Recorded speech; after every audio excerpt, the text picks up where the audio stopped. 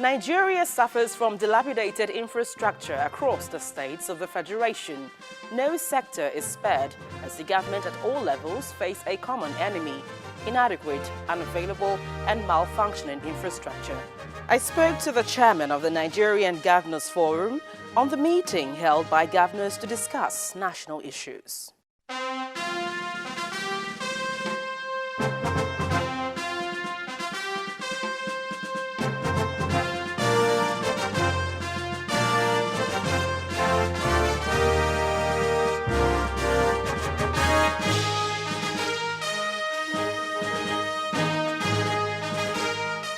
Hello there, thank you for joining me on the program once again. I'm Gloria Umezuike. From the health sector to the education sector, the story of dilapidated infrastructure is the major concern for governments at the federal and state levels. A poor infrastructure has been the bane of the nation's economic development. Now, in the interview I had this week, we discussed efforts at addressing the infrastructure deficits in the country. But up ahead. At the instance of President Muhammadu Buhari, state and federal governments met to explore areas of collaboration for national infrastructure development. Take a listen. Governors from the 36 states of the Federation jettisoned party affiliations as they gathered at the instance of the President Muhammadu Buhari.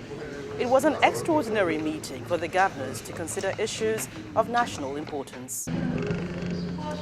Held behind closed doors, the governors listened to presentations from the Nigeria National Petroleum Corporation, the Ministry of Finance, as well as international agencies like the United Nations Population Fund. The presentation centered on how the federal agencies and the international partners can help develop infrastructure in their states. Now discovered that many states can partner with NNPC. We are having dwindling resources. Can we not expand our resource net to be able to bring in money? For instance, each state can now partner with NNPC in the areas of downstream business activities, even to some extent distribution activities and refining activities. So this is an example. Let me just tell you that we've been informed that Mr. President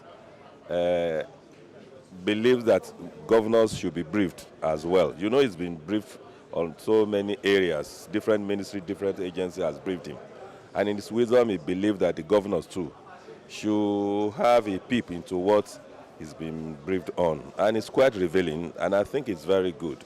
The meeting started yielding fruit almost immediately as the governors were told how their states can access the $500 million loan facility from the World Bank. The fund is for development of infrastructure and human capacity in the health sector. The Permanent Secretary of the Ministry did brief us about how the states would need to partner with the World Bank and its assistance program for us to be able to save many more lives, particularly as regards to maternal and child health. And that requires a level of partnership that we have a baseline, and the more you improve on the baseline, the more funds you can actually access, because the World Bank has provided $500 million that will be spent over the next 4 years. It's unacceptable that so many young people are dying of curable diseases because of poverty, ignorance, etc., etc. And there is no better level to deal with those primary healthcare issues than at the level of the state governments and the local governments. And to be honest, we all can do a lot better by looking inward and revisiting what we all seem to take for granted.